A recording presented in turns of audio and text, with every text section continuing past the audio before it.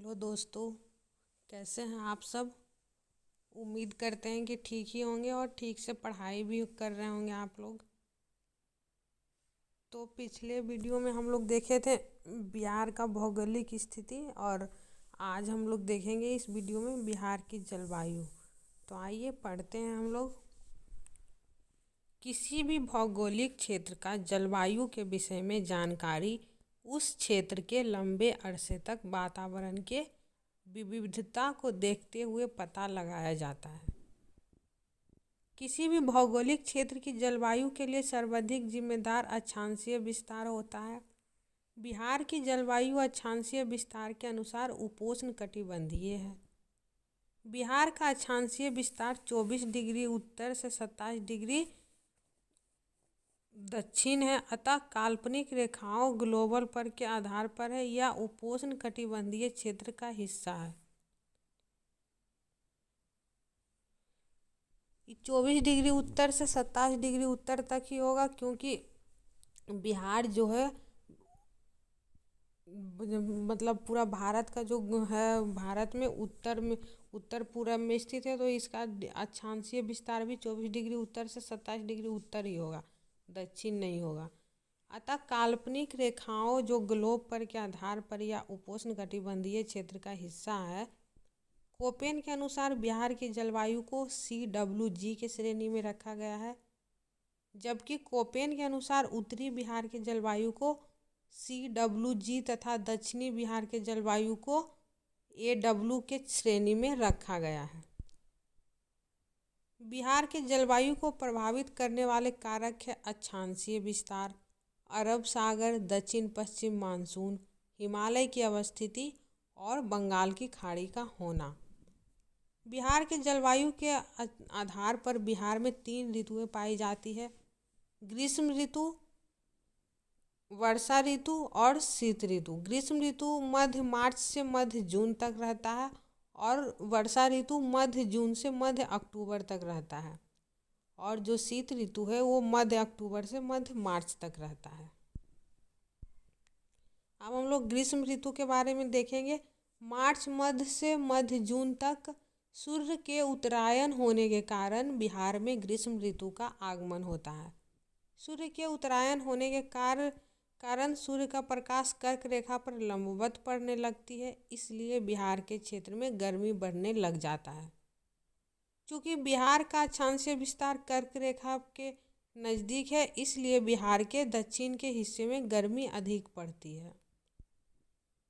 दक्षिण बिहार के जिलों के औसत तापमान उत्तर बिहार के जिलों की तुलना में अधिक होता है।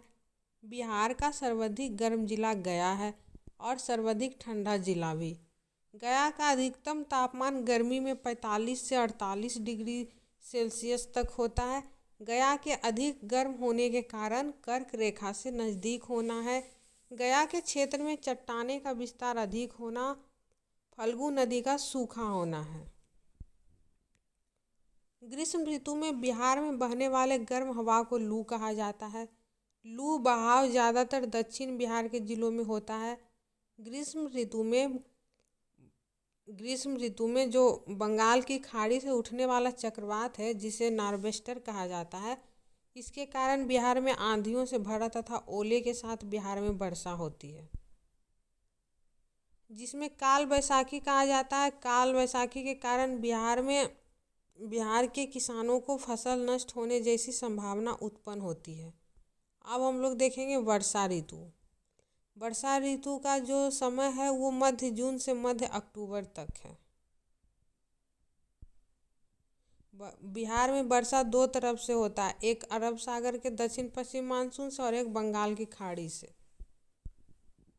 तो हम लोग देखते हैं 10-12 जून को दक्षिण पश्चिम मानसून का प्रवेश प्रायद्वीपीय भारत में होता है। इन्हीं मानसून का एक शाखा जो है बंगाल की खाड़ी पहुंचती है। बंगाल की खाड़ी से हवाओं के उत्तरायण होने के कारण यह मानसून हिमालय पर्वत से जा टकराती है। हिमालय से टकराने के बाद मानसून पुनः बिहार की ओर लौटती है तथा बिहार में मानसून का प्रवेश उत्तर पूर्वी तथा उत्तर बिहार से होता है। बिहार में मानसून का प्रवेश लगभग मध्य जून 12 से 20 जून में होता है। बिहार में मानसून के प्रवेश के लिए सर्वाधिक दक्षिण पश्चिम मानसून बंगाल की खाड़ी तथा हिमालय पर्वत की अवस्थिति है। अरब सागर भी है लेकिन ज़्यादा नहीं। बिहार के कुल वर्षा का 85% वर्षा दक्षिण पश्चिम मानसून के कारण होता है।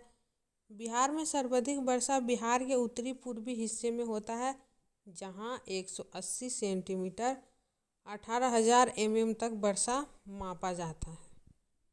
बिहार में सर्वाधिक वर्षा वाला जिला किशनगंज है। उत्तर से दक्षिण आने पर मानसून कमज़ोर होते जाता है और वर्षा घटते जाता है। पूरब से पश्चिम की ओर बढ़ने पर भी मानसून कमज़ोर होने लगता है। बिहार में सबसे कम वर्षा दक्षिण पश्चिम में होता है। कम वर्षा वाले जिले अरवल, औरंगाबाद, गया, रोहतास आदि हैं। बिहार में औसतन वर्षा 120 सेंटीमीटर के लगभग होता है। बिहार के उत्तरी पूर्वी हिस्से में औसतन वर्षा 180 सेंटीमीटर, जबकि दक्षिण पश्चिम के हिस्से में 100 से 110 सेंटीमीटर वर्षा होती है। अब हम लोग देखेंगे शीत ऋतु के संबंध में। तो शीत ऋतु जो है इसका समय मध्य अक्टूबर से मध्य मार्च तक है।